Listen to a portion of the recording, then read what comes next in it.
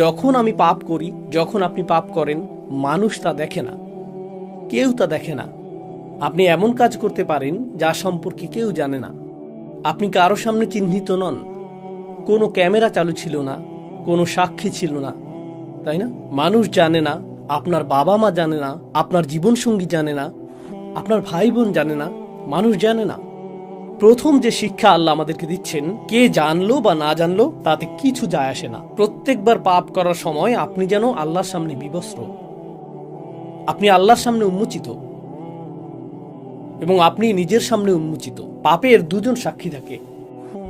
প্রথম সাক্ষী হলেন স্বয়ং আল্লাহ এবং দ্বিতীয় সাক্ষী আপনি নিজে। সেখানে অন্য কেউ ছিল কিনা তা বড় বিষয় নয়। যদি অন্য কেউ সেখানে থাকতো, আপনি লজ্জিত হতেন। আল্লাহ যা বলছেন, আসলে আপনার ভিতরে এমন কিছু আছে, আমার ভিতরে এমন কিছু আছে যা এমনিতেই আমাদেরকে লজ্জিত করে। আমাদের ভিতরে একটি বিবেক আছে। এটা এমন, আল্লাহ আদম আলাইহিস সালামের কাছে প্রকাশ করেননি যে তোমার পোশাক পরা উচিত। তখনও এই ধরনের কোনো শিক্ষা ছিল না। যদিও এমন কোনো শিক্ষা ছিল না, তবুও যেই মুহূর্তে পোশাক খুলে গেল, তারা সাথে সাথে নিজেদের ঢাকার চেষ্টা করলেন, কারণ তারা লজ্জা অনুভব করছিলেন। তারা বিব্রত ও লজ্জিত বোধ করছিলেন। আল্লাহ তাদেরকে অপমানিত বোধ করতে বলেননি। আল্লাহ সেটা মানুষের ফিতরাতের মধ্যে, মানুষের স্বভাবের মধ্যে দিয়ে দিয়েছেন। আমার ভিতরে এমন কিছু আছে এবং আপনার ভিতরে এমন কিছু আছে যা বলে যে এটা একটা লজ্জাজনক বিষয়। এজন্য না যে মানুষ জেনে ফেলবে, বরং এটা আমার নিজের আত্মার জন্যই লজ্জাজনক। আমি এমন হতে চাই না, আমি নিজেকে অপমানিত করতে চাই না। আর তারা মরিয়া হয়ে যে কোনো উপায়ে নিজেদেরকে ঢাকার চেষ্টা করছিলেন। ঠিক যেমন আমরা কোনো ভুল করে ফেললে নিজেদেরকে যে কোনো উপায়ে ঢাকতে চাই। একটা মরিয়া ভাব থাকে। এটা শুধুমাত্র মানুষের চোখের আড়ালে নিজেদের ঢাকা নয়, নিজেকে ঢাকার আরও একটি মাত্রা রয়েছে। আর তা হলো, যখন আমি কোনো ভুল করি তা স্বীকার করা আমার জন্য কঠিন। আমি ভান করতে চাই যে আমি বিবস্ত্র নই। নিজেকে রক্ষা করার জন্য, নিজেকে ঢাকার জন্য আমি সম্ভাব্য সব কিছুই করি। আপনি হয়তো এমন মানুষ চিনেন যাদের কাছে গিয়ে যদি বলেন আপনি কি কখনো ভুল করেছেন, তারা বলে না, আমি কখনো ভুল করিনি। আপনি কিসের কথা বলছেন? আমার একমাত্র ভুল ছিল আপনার কথা শোনা। তারা স্বীকার করে না যে তারা ভুল করে, তারা স্বীকার করে না যে তারা ভুল। অনেক ক্ষেত্রে আপনার পরিবারেই এমন মানুষ থাকে। আর যখন একজন মানুষের জন্য স্বীকার করা কঠিন হয় যে আমি আমার জীবনে কখনো ভুল কিছু বলিনি, তারা নিজের কাছেও তা স্বীকার করতে পারে না। জানেন এটা কি? তারা নিজেদেরকে ঢাকতে মরিয়া। তারা নিজেদেরকে একটি নেতিবাচক রূপে দেখাটা মেনে নিতে পারে না। তাই তাদের ভান করতে হয় যে কখনো কোনো ভুল হয়নি। তারা ঢাকতে থাকে এবং ঢাকতে থাকে। তাই এখন সেই অবস্থা থেকে আল্লাহ বর্ণনা করছেন, فعصى آدم ربه। এটা অনুবাদ করা কঠিন, কারণ নবীদের প্রতি আমাদের ইসমাত রয়েছে, নবীদের জন্য আমাদের সম্মান ও মর্যাদা রয়েছে। কিন্তু আল্লাহ যা বলার তাই বলেন, তাই না? والله يقول الحق وهو يهدي السبيل। আল্লাহ সত্য বলেন এবং তিনি সত্য প্রকাশে রাখ ঢাক করেন না। আয়াতটির আক্ষরিক অর্থ হলো আদম আলাইহিস সালাম তার রবের অবাধ্য হয়েছিলেন। আয়াতটি এটাই বলছে। فعصى آدم ربه فعصى آدم ربه। এখন এই ইসিয়ানের বিষয়টি, যেটিকে আমরা অবাধ্যতা হিসেবে অনুবাদ করছি, তা আসলে আসা বিশেষ্য থেকে এসেছে। আসা অর্থ লাঠি বা ছড়ি, যেমন মুসা আলাইহিস সালামের আসা, তাই না? আর আসার ধারণাটি হলো সুলব, কোনো কিছু কঠিন হওয়ার ধারণা, কোনো শক্ত জিনিস। পাপের ধারণাটি হলো আমার এবং আপনার হৃদয় স্বাভাবিকভাবেই কোমল হওয়ার কথা। এটা আল্লাহর স্মরণে পরিপূর্ণ থাকার কথা। আল্লাহ এভাবেই আমাদেরকে তৈরি করেছেন। আর যখন কোনো পাপ সংঘটিত হয় এবং তা উন্মোচিত হয়, সাথে সাথেই হৃদয় বলে তোমার ভুল ঢেকে ফেলো, তোমার ভুল ঢেকে ফেলো, প্রতিক্রিয়া দেখাও। তাই যে মুহূর্তে আমি পাপ করতে যাচ্ছি, সেই মুহূর্তে ক্ষণিকের জন্য আমার হৃদয় কঠিন হয়ে যায়, শক্ত হয়ে যায়। আর আমি নিজেকে বলি, আমি জানি এটা ভুল, কিন্তু এটা আমি করবই, আমি পরোয়া করি না। এটা নিয়ে ভাবা বন্ধ করো, শুধু এগিয়ে যাও, শুধু সামনে চলো। এবং আপনি আপনার ভেতরের ভালোটিকে স্তব্ধ করে রাখেন এবং নিজের বিরুদ্ধে কঠোরতা দেখান। পাপ কাজে লিপ্ত হতে আপনি নিজের বিরুদ্ধে কঠোর হয়ে ওঠেন। ঠিক সেই মুহূর্তে, স্থায়ীভাবে নয়, অন্তত সেই মুহূর্তে। তারপর আল্লাহ শুধু এই পর্যন্ত বলে ছেড়ে দেননি যে আদম তার অবাধ্য হয়েছিলেন, তারপর তিনি তওবা করেছিলেন এবং আল্লাহ তাকে ক্ষমা করেছিলেন। আমরা ঘটনাটি জানি, কিন্তু আল্লাহ আরো একটি শব্দ যোগ করেছেন। তিনি বলেছেন فغوى فغوى وعصى آدم ربه فغوى তারপর ثم اجتباه ربه فتاب عليه وهدى। তো গওয়া শব্দটি এখানে কি করছে? গওয়া শব্দটির সহজ অনুবাদ হলো তিনি পথ হারিয়েছিলেন বা পথ ভ্রষ্ট হয়েছিলেন, কিন্তু আরবিতে গাই অর্থ হলো ضل عن المطلوب। যখন একজন ব্যক্তি তার পথ হারিয়ে ফেলে, তার কোথাও যাওয়ার কথা ছিল কিন্তু সে অন্য পথে চলে গিয়েছে। আদম আলাইহিসসালাম যখন সেই ভুলটি করেন, তিনি এক মুহূর্তের জন্য অনুভব করেন, এখন আমি কি করব, আমার কি করা উচিত। প্রসঙ্গত তিনি প্রথম মানুষ এবং কোনো মানুষের দ্বারা সংঘটিত এটাই প্রথম ভুল।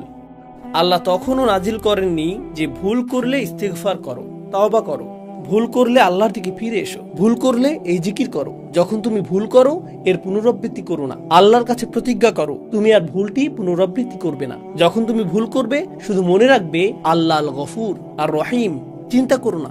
এর কোনো কিছুই তখনও নাজিল হয়নি, তিনি এর কিছুই জানেন না।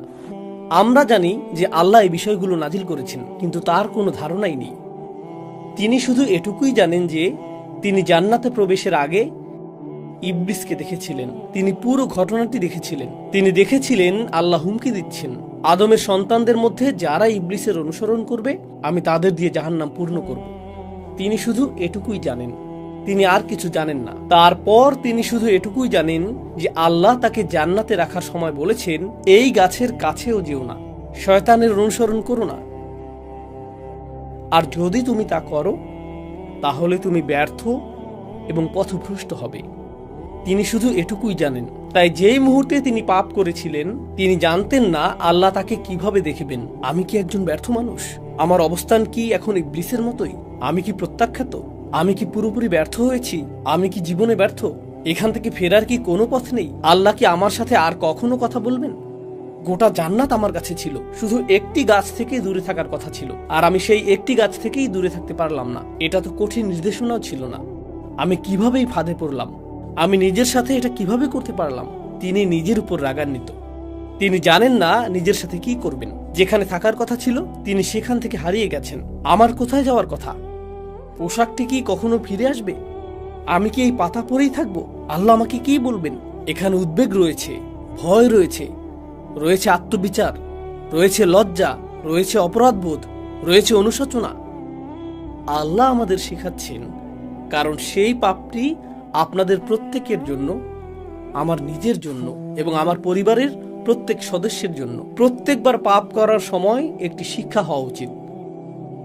এখন আমি কি করব? আমার কি করার কথা? আল্লাহ এখন আমাকে কিভাবে দেখবেন? আমি তো ভালো ছিলাম, আল্লাহ আমাকে সম্মান দিয়েছেন, আল্লাহ আমাকে ইসলাম দিয়েছেন, আল্লাহ আমাকে হজ করার সামর্থ্য দিয়েছেন, আল্লাহ আমাকে উমরা করার সামর্থ্য দিয়েছেন। আমি কিভাবে এই ভুল করলাম? আদম আলাইহিসসালামের কথা ভাবুন। আল্লাহ আমাকে এত সম্মান দিয়েছেন, সমস্ত ফেরেশতারা সিজদা করেছিল, আল্লাহ আমাকে জান্নাতে একটি স্থান দিয়েছেন, আল্লাহ আমাকে আমার জীবন সঙ্গী দিয়েছেন, আল্লাহ আমাকে এই সমস্ত রিজিক দিয়েছেন। আমি কিভাবে আল্লাহর অবাধ্য হলাম? আমি কিভাবে তা করতে পারলাম? এটাই গাই। গাই শব্দটির আরেকটি অর্থ হলো فصد عن العيش عليه العيش। আল ফাসাদ আলাইহিল আইশ। এর অর্থ কোনো ব্যক্তি আর স্বস্তিপূর্ণ জীবনযাপন করছে না। তার পাপ শুধু পাপেই সীমাবদ্ধ নয়, সে আর নিজের সাথেই থাকতে পারছে না। সে গভীর অস্বস্তির মধ্যে রয়েছে, সে স্বস্তি খুঁজে পাচ্ছে না। প্রকৃতপক্ষে গাই শব্দটি এক্ষেত্রেও ব্যবহৃত হয় যখন শিশুকে দুধ দেওয়া হয় এবং কখনো কখনো তার পেট গ্যাসে পূর্ণ ও শক্ত হয়ে যায় এবং সে ব্যথায় কাঁপতে শুরু করে, কারণ সে ঠিকমতো দুধ হজম করতে পারছে না। আর যখন আপনার পেটের সমস্যার কারণে গ্যাস বা ডায়রিয়া বা বমি হয়, অর্থাৎ গ্যাস্ট্রোনমিক্যাল সমস্যা হয়, সেটাকেও আসলে বেগওয়াত বলা হয়। আরবিতে এটাকেও গাই বলা হয়। আল্লাহ যেন বলছেন যে যখন সে এই ভুলটি করে তার ভেতরে কোনো একটি অস্বস্তি তৈরি হয় আর তার ভেতরে কোনো একটা অশান্তি সৃষ্টি হয়। সে নিজের সাথেই সহজ হতে পারে না।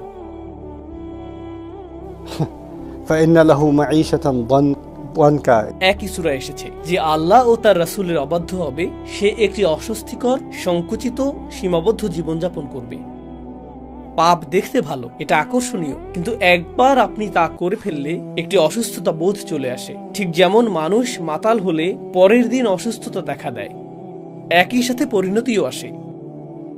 এটাই ফিতরা যা আল্লাহ সৃষ্টি করেছেন।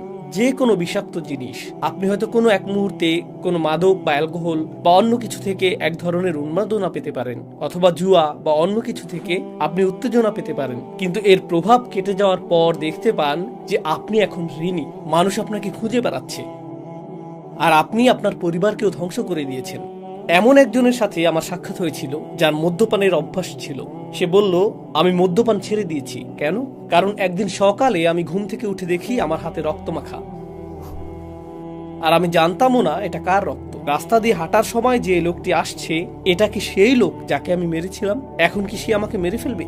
তাই আমি সারাদিন ভয়ে ভয়ে ঘুরে বেড়াতাম, কারণ আমি জানি না কাকে আমি মেরেছিলাম। সুবহানাল্লাহ।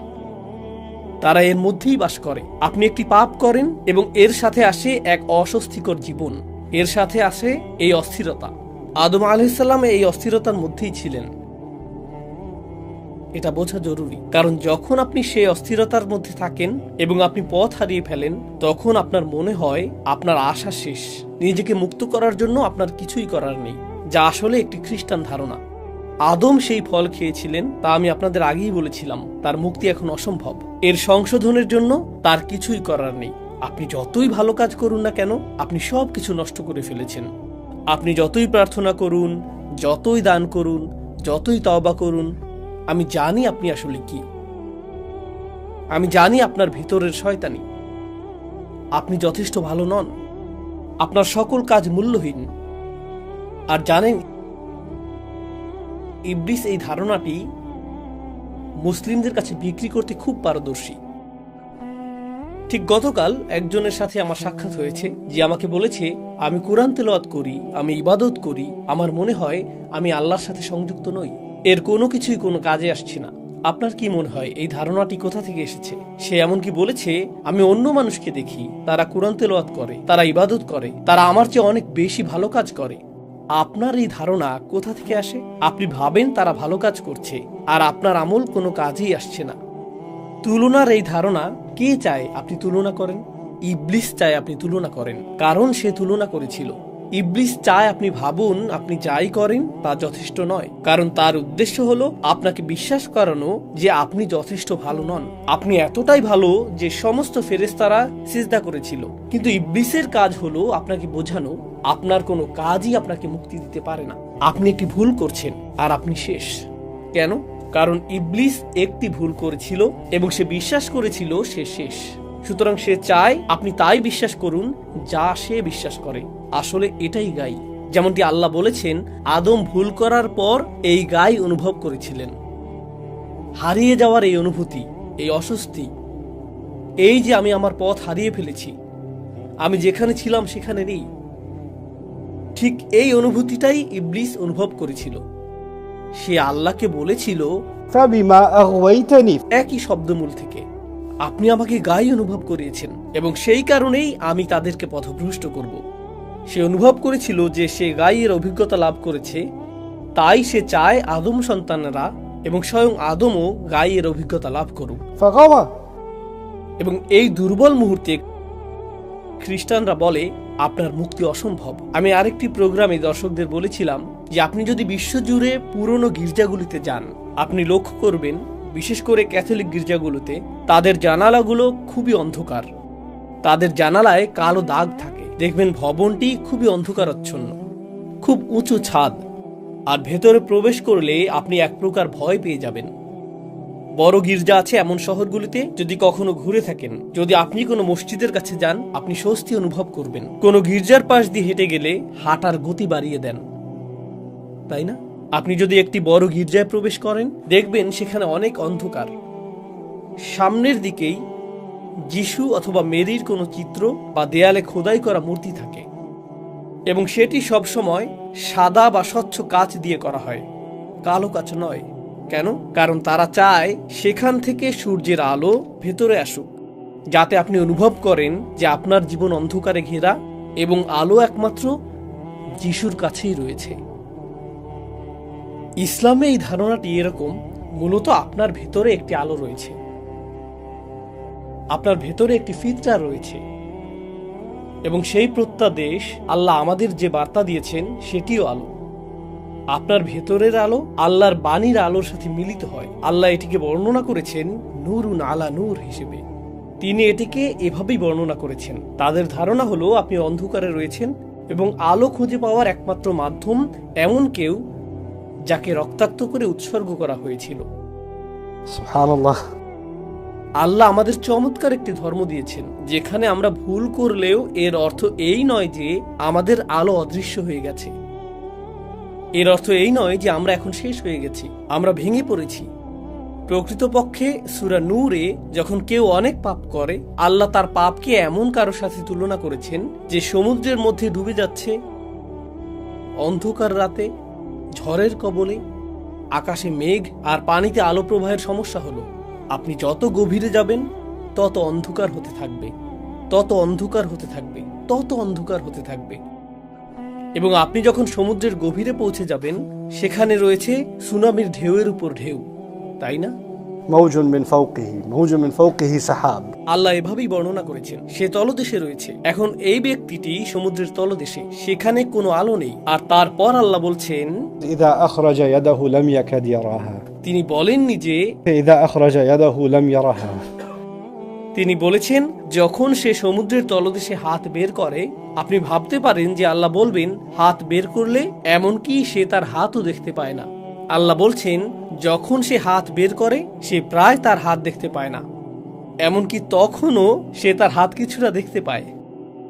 দেখার জন্য আপনার আলো প্রয়োজন।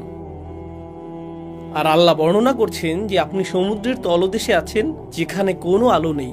তাহলে আলোটা আসছে কোথা থেকে? আপনি কিভাবে আপনার হাত কিছুটা দেখতে সক্ষম হচ্ছেন? আপনার ভেতরে একটি আলো রয়েছে, আপনার ভেতরে একটি আলো রয়েছে, এবং সেই আলোই আপনার এবং আমার তওবা করার জন্য যথেষ্ট। এখন আমি আপনাদের থেকে বিদায় নেওয়ার আগে আল্লাহর এই বাণীগুলোকে লক্ষ্য করুন। আল্লাহ বলেছেন আদম পিছলে গিয়েছিলেন, তিনি পতিত হয়েছিলেন, তিনি পথ হারিয়েছিলেন আলাইহিস সালাম। তিনি জানেন না তিনি কি করবেন, তিনি এমনকি জানেন না কিভাবে আল্লাহর কাছে ক্ষমা চাইতে হয়, তিনি এমনকি জানেন না যে কি করলে আল্লাহ সন্তুষ্ট হবেন। আর আল্লাহ বলছেন فاجتباه ربه فتاب عليه وهدى ثم هدى। তিনি বললেন ثم اجتباه ربه। অতঃপর তার রব তাকে মনোনীত করলেন, তাকে বেছে নিলেন। বেছে নিলেন কেন? আল্লাহ এমন কাউকে বেছে নেবেন যে ব্যর্থ হয়েছে? আপনি তো সফল মানুষদের বেছে নেন। আপনি এমন কাউকে বেছে নেন যে কিছু অর্জন করেছে, তখনই আপনাকে বেছে নেওয়া হয়। আপনি সেরা মানুষ বেছে নেন। আপনি এমন মানুষ বেছে নেন যারা ভুল করে না। আল্লাহ বলেছেন তিনি আদম আলাইহিস সালামকে ঠিক সেই মুহূর্তে বেছে নেন যখন তিনি ভুলটি করেছিলেন। যখন তিনি ভুলটি করেছিলেন। ভুল করলে আমাদের রব আমাদেরকে ত্যাগ করেন না। প্রকৃতপক্ষে সেই মুহূর্তেই তিনি আমাদেরকে বেছে নেন। তাহলে এর অর্থ কি? তিনি আমাদেরকে এমন বাণী শিখানোর মাধ্যমে বেছে নেন যা আমরা তার কাছে প্রত্যাবর্তনের জন্য বলতে পারি। এটা আল্লাহর পক্ষ থেকে একটা সম্মান। অধিকাংশ মানুষ জানে না কিভাবে সৃষ্টিকর্তার কাছে ফিরে আসতে হয়, তারা জানে না। এবং আদম আলাইহিস সালামকে সেই শব্দগুলো দেয়া হয়েছিল, ربنا ظلمنا أنفسنا وإن لم تغفر لنا وترحمنا لنكونن من الخاسرين। তাকে এই অসাধারণ শব্দগুলো প্রদানের জন্য বেছে নেওয়া হয়েছিল। আমরা নিজেদের উপর জুলুম করেছি, আর আপনি যদি আমাদের ক্ষমা না করেন এবং আপনার করুণা না দেখান, তবে আমরা অবশ্যই ক্ষতিগ্রস্তদের অন্তর্ভুক্ত হব। কি চমৎকার কথা! আদম আলাইহিস সালামকে জান্নাত থেকে বের করে পৃথিবীতে নামিয়ে দেয়া হয়েছিল। আদম আলাইহিস সালাম আল্লাহর অবাধ্য হয়েছিলেন, তার পোশাক খুলে নেওয়া হয়েছিল। আদম আলাইহিস সালামের সাথে অনেক লজ্জাজনক ঘটনা ঘটেছে, এবং সেই সমস্ত লজ্জার শেষে তিনি এই শব্দগুলোর মাধ্যমে আল্লাহর দিকে ফিরেন এবং বলেন, হে আল্লাহ, আপনি যদি ক্ষমা না করেন এবং রহমত প্রদর্শন না করেন, আমি ক্ষতিগ্রস্তদের অন্তর্ভুক্ত হব। এর অর্থ কি? আমি এখনো ক্ষতিগ্রস্তদের অন্তর্ভুক্ত নই। যা কিছু ঘটেছে এখনো আমি খসির নই, এখনো ক্ষতিগ্রস্ত নই। আমি ক্ষতিগ্রস্ত হব যদি আপনি আমাকে ক্ষমা না করেন। তিনি বিশ্বাস করেন না যে আল্লাহ তাকে ক্ষমা করবেন না, বা তিনি ক্ষমার অযোগ্য, তিনি তা বিশ্বাস করেন না। আল্লাহ তাকে এই শব্দগুলো দিয়েছেন এটা জানানোর জন্য যে তোমাকে ক্ষমা চাইতে হবে। খ্রিস্টান ধারণাটি হলো তুমি ক্ষমার অযোগ্য। ইহুদি ধারণাটি ছিল তোমার ক্ষমা চাওয়ারই প্রয়োজন নেই, ঈশ্বর তোমাকে অনেক বেশি ভালোবাসেন, তিনি নিজে থেকেই ক্ষমা করে দিবেন। আদমকে বলা হচ্ছে তোমার ক্ষমা নিশ্চিত নয়, বরং তোমার শাস্তিও নিশ্চিত নয়। তোমাকে দেখাতে হবে যে তুমি সত্যি অনুতপ্ত। সুতরাং তুমি যা করেছো তার জন্য তোমাকে দায়িত্ব নিতে হবে। রব্বানা যালামনা আনফুসানা, আমি দায়িত্ব নিচ্ছি। হে আল্লাহ, আমরা নিজেদের প্রতি জুলুম করেছি, এখন আমরা আপনার ক্ষমা চাই। আর যদি আমরা আপনার ক্ষমা না পাই তবে আমরা ক্ষতিগ্রস্তদের অন্তর্ভুক্ত হব। وإن لم تغفر لنا وترحمنا لنكونن من الخاسرين। সুতরাং আল্লাহ বলেন ফাতাবা আলাইহি, যখন আপনি আন্তরিকভাবে আল্লাহর দিকে ফিরেন তখন ভুলটা কি ছিল তা কোনো বিষয় নয়। কিন্তু ভুলের আগে এবং ভুলের পরে দুটি ভিন্ন জীবন। ভুলের আগে তিনি ছিলেন জান্নাতে, ভুলের পরে তিনি পৃথিবীতে, তাই না? ভুলের আগে আপনি যা খুশি খেতে পারতেন, যেখানে খুশি যেতে পারতেন, إنك لا تظمأ فيها ولا تضحى। কোনো তৃষ্ণা নেই, ক্ষুধা নেই। এটা ছিল ভুলের আগের জীবন। ভুলের পরে ছিল পরিশ্রম, পরিবর্তিত আবহাওয়া, বিপদ আপদ। জীবন এখন ভিন্ন। আপনি হয়তো বলতেন আল্লাহ আমাকে কত ভালোবাসতেন, জান্নাত ছিল আমার, আর এখন আমাকে এই পৃথিবীতে থাকতে হচ্ছে, জীবন এখানে কঠিন। ইস, আমি যদি কখনোই ভুল না করতাম। না না না না না না, আপনি অনুশোচনা নিয়ে পেছনে ফিরে তাকান না এবং বলেন না আমি পড়ে গিয়েছিলাম। এর অর্থ শুধুমাত্র এই যে একটি ভুলের পরে আল্লাহ আপনাকে একটি নতুন বাস্তবতা দেন এবং এখন আপনাকে সেই নতুন বাস্তবতার মুখোমুখি হতে হবে। আগামীকাল হবে আরেকটি বাস্তবতা, পরশু হবে আরেকটি বাস্তবতা। প্রতিটি নতুন বাস্তবতার সাথে আপনি হয়তো ভিন্ন ধরনের ভুল করার চ্যালেঞ্জের সম্মুখীন হবেন। আপনি এবং আমি যখন জীবনে যাত্রা অব্যাহত রাখব, নতুন ধরনের চ্যালেঞ্জ আসতে থাকবে, নতুন ধরনের ভুলের সুযোগ আসতে থাকবে এবং আমরা সেগুলো এড়ানোর জন্য সর্বোচ্চ চেষ্টা করব। কিন্তু কখনো কখনো আমরা পিছলে যাব এবং পড়ে যাব। আর যখন আমরা পিছলে যাই এবং পড়ে যাই, আমরা বলবো না যে ইস, গত রমজান আমি কত ভালো ছিলাম, আমি জানি না এখন আমার কি হয়েছে। আমি যখন হজ করেছিলাম তখন অনেক ভালো ছিলাম, আমি আল্লাহর অনেক কাছাকাছি ছিলাম, জানি না কিভাবে সব তালগোল পাকিয়ে ফেলেছি, আমি এখন একজন ব্যর্থ মানুষ। আপনি পেছনে ফিরে তাকাতে থাকবেন না এবং বলবেন না যে আগের অবস্থা ভালো ছিল, এখন কি হলো। কারণ যদি তেমনটা ঘটতো, আদম আলাইহিসসালাম পেছনে ফিরে তাকাতেন, ও মাই গড, জান্নাতের ফল কত চমৎকার ছিল, এখন আমাকে এই কলা খেতে হচ্ছে। তিনি জীবনকে সেভাবে দেখেননি। তিনি শুধু বুঝেছেন আল্লাহর কাছ থেকে তার শুধুমাত্র এখন ক্ষমাই প্রয়োজন এবং সেই ক্ষমা পাওয়ার সবচেয়ে সহজ উপায় হলো শুধু আন্তরিকভাবে আল্লাহর কাছে ক্ষমা চাওয়া এবং নিজের জীবন নিয়ে এগিয়ে যাওয়া। সামনে এগিয়ে চলা, পেছনে নয়, সামনে এগিয়ে যাওয়া। তিনি এমনকি আল্লাহকে কখনোই জিজ্ঞেস করেননি, হে আল্লাহ, আমি কি জান্নাতে ফিরে যেতে পারি? আমি দুঃখিত, আমি কি ফিরে যেতে পারি?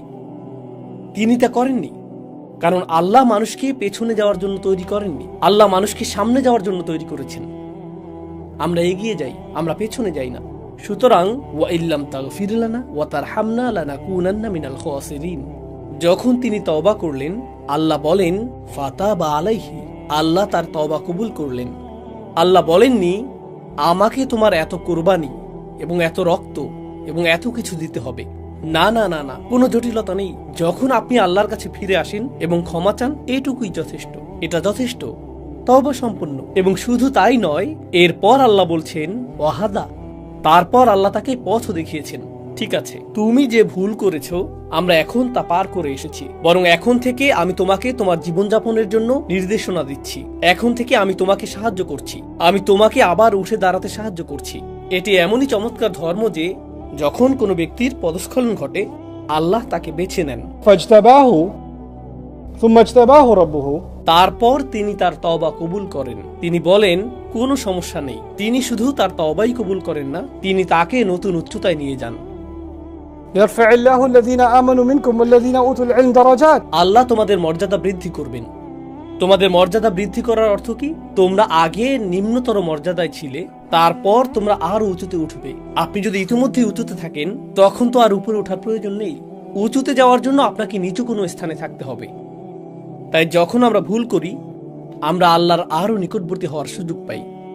আমরা হেদায়েতের পথেই নিজেকে প্রতিজ্ঞাবদ্ধ রাখার সুযোগ পাই। শুধু তওবার দোয়া করাই যথেষ্ট নয়, এটা যথেষ্ট নয়। এই বিষয়টি দিয়েই আমি উপসংহার টানছি। আয়াতটি বলছে আমাদেরকে আল্লাহর কাছে ক্ষমা চাইতে হবে এবং তারপর আমাদেরকে আল্লাহর হিদায়াত গ্রহণ করতে হবে। এর দুটি অংশ, ক্ষমা চাও এবং তারপর তার হিদায়াত গ্রহণ করো। আদম আলাইহিস সালামকে পৃথিবীতে পাঠানোর সময়ও তিনি এটাই বলেছিলেন, فإما يأتينكم مني هدى فمن تبع هداي فلا خوف عليهم ولا هم يحزنون। অবশ্যই হেদায়েতের প্রতি প্রতিজ্ঞাবদ্ধ থাকবে। এই আয়াতেও তিনি তার তওবা কবুল করেছেন এবং তারপর তাকে হেদায়েত দিয়েছেন। অনেক মুসলিমের ক্ষেত্রে যা ঘটে, তারা কোনো হেদায়েত ছাড়াই তওবার প্রতি আসক্ত হয়ে পড়ে। আমি পাপ করেছি, তাই এই বছর আমাকে উমরা করতে হবে। আচ্ছা, এটাই আপনার তওবা? দারুণ। আমি ইতিকাফে বসবো, এটাই আমার তওবা। আর তারপর একই ভুল, তারপর তওবা, তারপর একই ভুল, তারপর তওবা। এখানে যা অনুপস্থিত তা হলো তওবার পরে হিদায়াতের প্রতি প্রতিজ্ঞাবদ্ধ হওয়া উচিত, তাই না? সেই অংশটি অনুপস্থিত।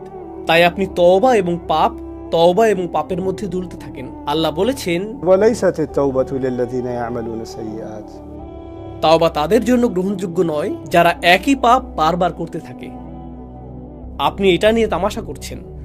আপনি পাপ করেই যাচ্ছেন, এরপর তওবা করছেন, এরপর করেই যাচ্ছেন, আর তওবা করছেন। নিজেকে বিকশিত করছেন না। আপনি ভুল থেকে শিক্ষা নিচ্ছেন না। আপনাকে ভুল থেকে শিখতে হবে, এটিকে আপনার শিক্ষা হিসেবে দেখতে হবে। এখন আপনার কাছে হিদায়াত রয়েছে, আপনি পরবর্তী পদক্ষেপ গ্রহণ করুন। আগামীকাল হয়তো ভিন্ন ধরনের ভুল হবে, কিন্তু আপনি যদি একই ধরনের ভুলের পুনরাবৃত্তি করতে থাকেন, এর অর্থ আপনি এবং আমি শিখতে অস্বীকৃতি জানাচ্ছি। এর অর্থ এটাই, সেক্ষেত্রে আমরা আল্লাহর হিদায়াত গ্রহণ করছি না। সুতরাং আমি প্রার্থনা করি আল্লাহ যেন আমাদেরকে এই হতাশায় নিমজ্জিত না করেন যখন আমরা ভুল করি, যেমনটি খ্রিস্টানরা করে থাকে। আমরা যেন এমন মানুষ না হই যারা মনে করে আমরা যদি চরম বেদনার মধ্যে দিয়ে না যাই, আল্লাহ আমাদের ক্ষমা করবেন না, কারণ এই ধর্মটি তেমনটা নয়। একই সাথে আমি আশা করি আমরা যেন এমন মানুষ না হয়ে যাই যারা তওবাকে হালকাভাবে নেয়, যেমনটি অন্যান্য জাতিরা করেছিল। তাদের এর প্রয়োজন নেই। এটা প্রায় এমন যেন এটা স্বয়ংক্রিয়ভাবে দেওয়া হবে। আমরা তো এমনিতেই বাছাইকৃত জাতি। কিছু মানুষের মনোভাব এরকম, আমরা মুহাম্মদ সাল্লাল্লাহু আলাইহি সাল্লামের উম্মত। শেষ পর্যন্ত আল্লাহ আমাদেরই ভালোবাসেন, তিনি আমাদের বাছাই করেছেন, তাই চিন্তিত হওয়ার কিছু নেই। তো লান তামাসসানান নারু ইল্লা আইয়াম মাদুদাত, এই আয়াতের মুসলিম ভার্সনও রয়েছে। আমাদের সঠিক ধারণা থাকা প্রয়োজন পাপ সম্পর্কে, সঠিক ধারণা থাকা প্রয়োজন মুক্তি সম্পর্কে, সঠিক ধারণা থাকা প্রয়োজন পুনরায় উঠে দাঁড়ানো সম্পর্কে। আমি দোয়া করি আল্লাহ যেন আমাদের প্রত্যেককে পুনরায় উঠে দাঁড়াতে এবং তার আরো নিকটবর্তী হতে সাহায্য করেন এবং আমাদের সমস্ত ভুল ক্ষমা করে দেন। بارك الله لي ولكم في القرآن الحكيم ونفعني وإياكم بالآيات والذكر الحكيم।